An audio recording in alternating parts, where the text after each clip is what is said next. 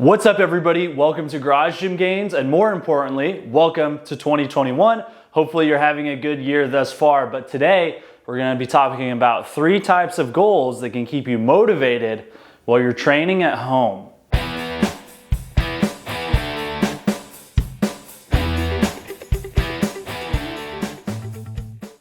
One of the biggest problems that people have when they transition to training at home, or if they've been training at home for a long time, is staying motivated.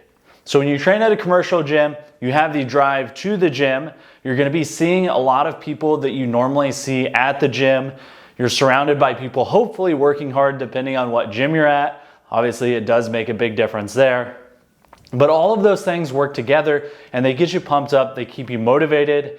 If you skip the gym for a week, hopefully there's people that would be reaching out to you like, hey, Joe, where you been? I haven't seen you in a week. Are you training earlier? Did you stop coming to the gym? What's going on, man? You don't have that at home unless you have a training buddy, and that's something we'll talk about later on. But today we're going to be talking about 3 different types of goals that can keep you motivated. The first type of goal I'm going to talk about is, in my opinion, the least effective. Not to say it's not effective, just less than the other 2. And then we're going to work our way towards what I think is the most effective type of goal you can have to stay motivated. The first one, in this case, is a PR goal. So that could be squat 700 pounds, bench 200 pounds, strict curl 100 pounds. I don't know how strong you are. I don't know what your goals would be, but some type of PR goal. So usually a 1 rep max, or it could be an estimated max, a 10 rep max, whatever it is, or it could also even be how many times you can squat 405, whatever it is, it's a performance-based goal that you can train towards. The reason I like these are it gives you a concrete number that you're shooting for, and that's gonna keep you motivated each training session. You can throw it up on your mirror, on a marker board, whatever, put it somewhere where you're going to see it, and that's going to get you fired up, hopefully, to hit that goal and crush what you're trying to do.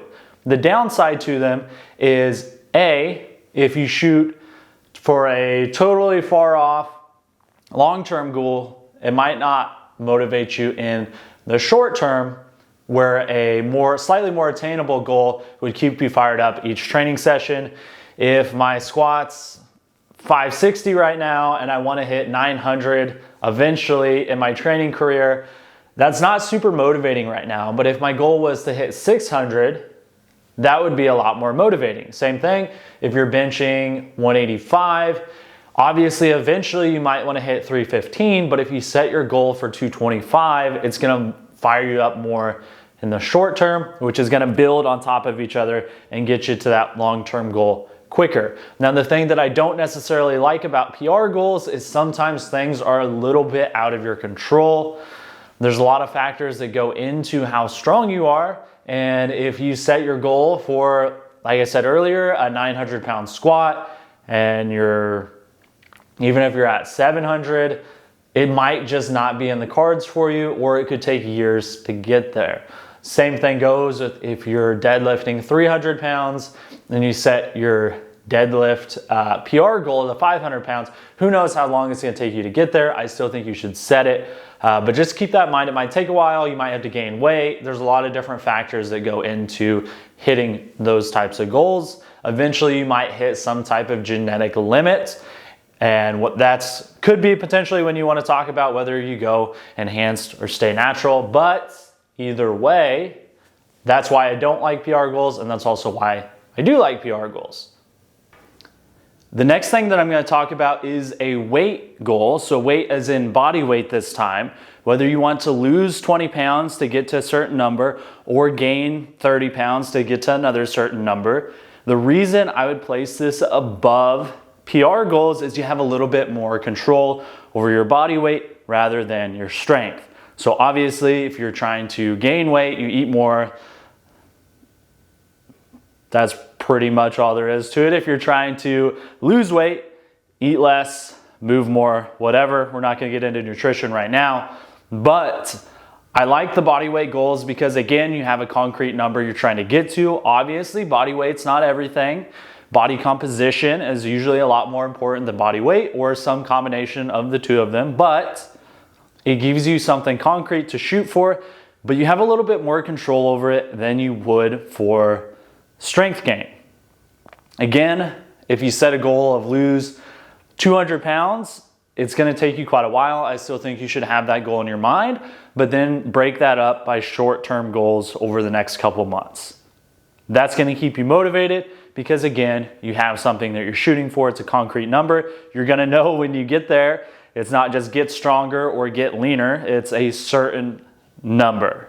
The last goal I want to talk about, and in my opinion, the most effective out of the three, is picking a date on the calendar for an event, a competition, something like that, that you're going to be at either your physical peak or your aesthetic peak. So rather peak performance or peak aesthetics.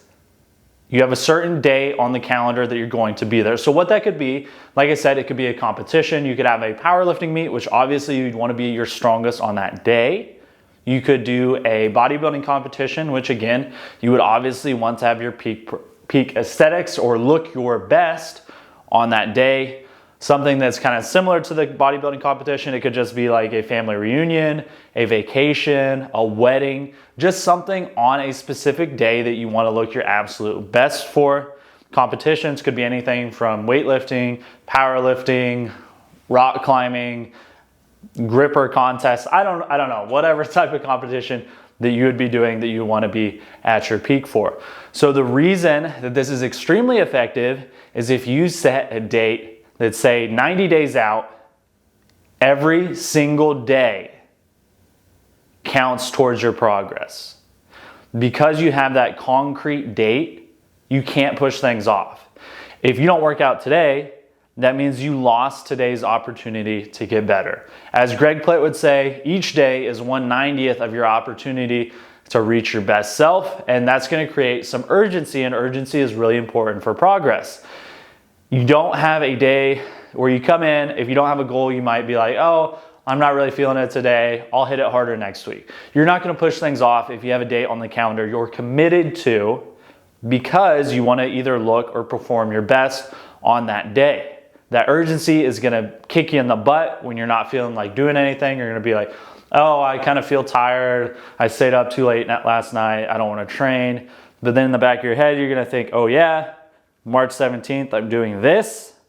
I probably need to get my butt in gear because I don't want to make a fool of myself or make myself feel bad because I know I missed January 6th when I didn't need to.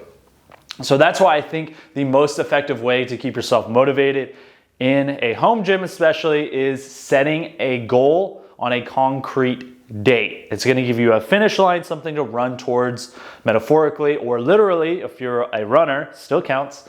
And that's going to keep you motivated. Staying motivated is important because, again, that's how you make progress. And who doesn't like progress? Thank you everybody for watching this video. Hopefully you found it helpful or entertaining. If you did, hit the thumbs up, subscribe if you haven't already. Speaking of goals, the goals for Garage Gym Gains this year are 150 uploads, so that's roughly 3 times a week. So hopefully we'll be able to hit that. Actually, never mind. No hopefully about it. We're going to hit that, so make sure you subscribe so you catch all the content. If you want me to make more of these style of videos about staying motivated and things like that, definitely happy to make a series about it, or any other suggestions you have, leave them in the comment section below, and tell me what your goal is for this year. As always, kick some butt. Still don't have an outro, but I am wearing a t-shirt, so let's hit a front double bite.